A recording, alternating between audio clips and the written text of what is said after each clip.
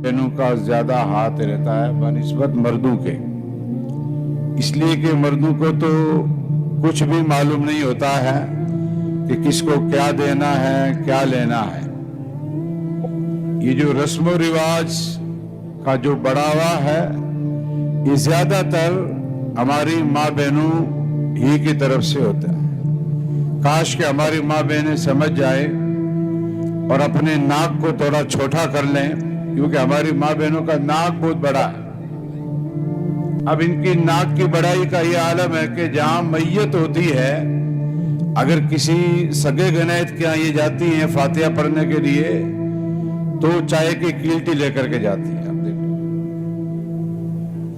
सर्दी है तो कॉफी की कील्टी लेकर के जाती है, गर्मी है तो शरबत का थर्मस भर करके जाती है, लेकर के जाती है।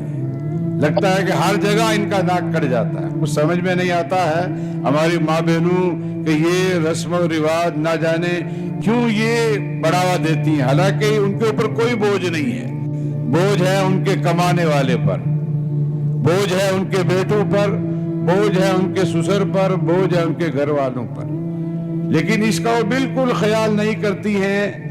लाख बोझ हो घर वाले पर, अब बजाय उसके 6 महीने के उसे 10 महीना करना पड़े, लेकिन हमें तो अपनी रस्म और रिवाज को इसी तरह आगे बढ़ाना है।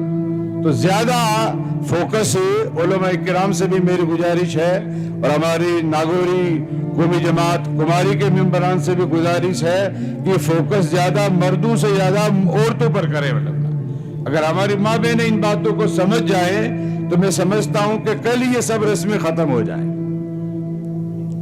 इसलिए बेहतर ये है कि एक बार उनकी मीटिंग ली जाए समझदार माँ बहनों की और उनको समझाया जाए।